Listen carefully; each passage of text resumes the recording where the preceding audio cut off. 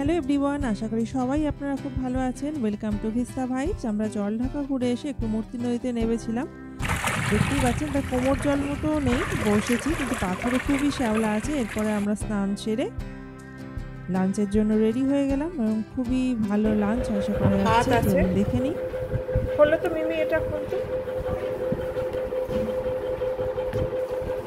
ভাত, ডাল, আলু পটলের ডালনা, ওরকম একটা সবজি, বরলি মাছ বলেছিলাম, বরলি মাছ, আর তো কালকের মতো হয়তো চাটনি পাঁপড় থাকে।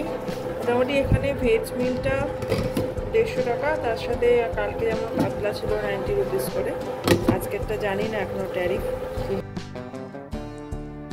আপনাদের সাথে আমরা পুরো বিলটাই শেয়ার করে নেবো। টোটাল আমাদের এই 2 দিন বা 2.5 দিনে কতটা খাওয়ার জন্য খরচ হলো, তবে খুবই রিজনেবল প্রাইস। আশা করি সেটা দেখলেই বুঝতে পারবেন এবং বাজেট মানিয়ে নিতে পারবেন।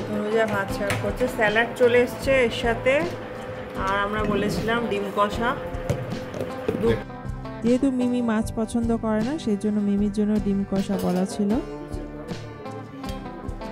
খাবার দেখে তো বোঝাই যাচ্ছে খুবই সুস্বাদু খাবার এবং প্রত্যেকেই খেয়ে খুব ভালো বলেছে। একদম ঘরোয়া রান্না।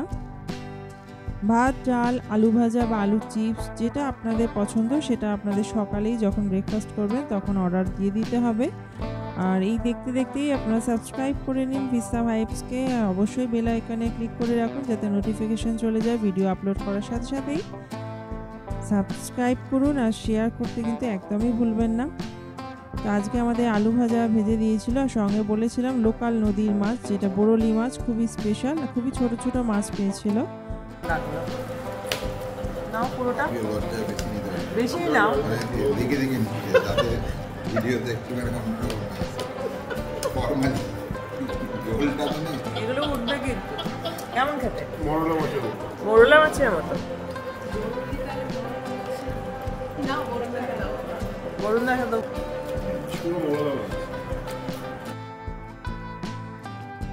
বাঙালির তো মাছ ছাড়া চলে না, তো আমরা বরলি মাছ ওর জন্য বলেছিলাম, কিন্তু মাছটা খুবই ছোট ছোট পেয়েছে, যদিও খুবই ভালো, চোখের জন্য ভালো, হেলদি, স্বাস্থ্যের জন্য ভালো।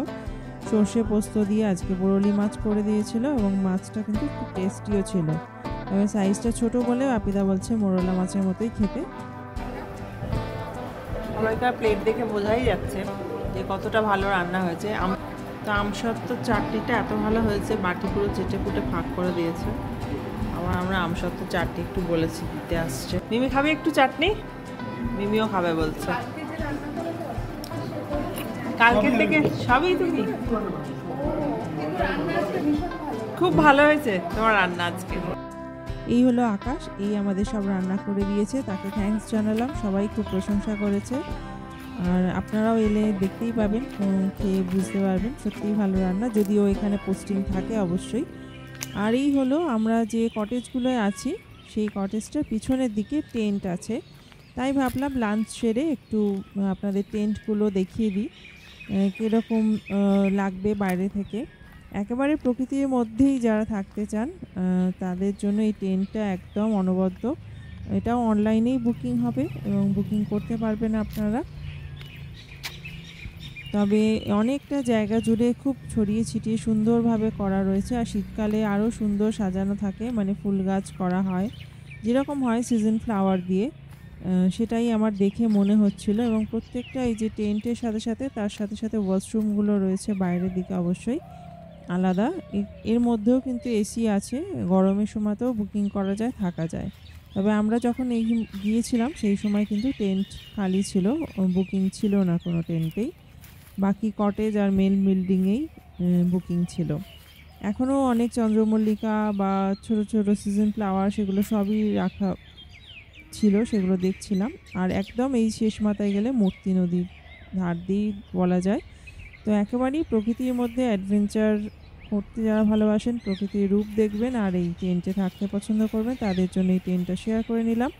দেখতে দেখতে অবশ্যই একটা লাইক করে দেবেন, সাবস্ক্রাইব করে দেবেন। এরপর ঠিক হলো আমরা একটু গরুমারা এলিফ্যান্ট ক্যাম্পে যাব, ধূপচড়া বিট, যেখানে গাছবাড়িয়া আছে। তাই ভাবা হলো একবার ঘুরে আসা যাক, কেমন লাগে সেটা আমি পরের ভিডিওতে আপনাদের সাথে শেয়ার করে নিচ্ছি। বনানী থেকে বেরিয়ে জাস্ট এই রাইট টার্ন নিচ্ছি ডান দিকে, আর বাঁদিকে চলে গেলে ওই যে মূর্তি নদীর উপর ব্রিজটা তৈরি হচ্ছিল, যেটা বলছিলাম প্রথম দিনে, সেই ব্রিজটার এখন কনস্ট্রাকশন হয়ে গেলে তখন এই রাস্তাটা পুরো চালু হয়ে যাবে। দেখতে দেখতে অবশ্যই সাবস্ক্রাইব করুন, একটা লাইক অবশ্যই কাম্য আপনাদের, আর বেল আইকনে ক্লিক করতে কিন্তু একদমই ভুলবেন না। এই এসেই আপনার এই শনি মন্দিরের এখান দিয়ে বাঁ দিক দিয়ে ঢুকলেই আমরা ধূপচড়া রাস্তা পেয়ে যাব। তো thank you so much for watching, tata.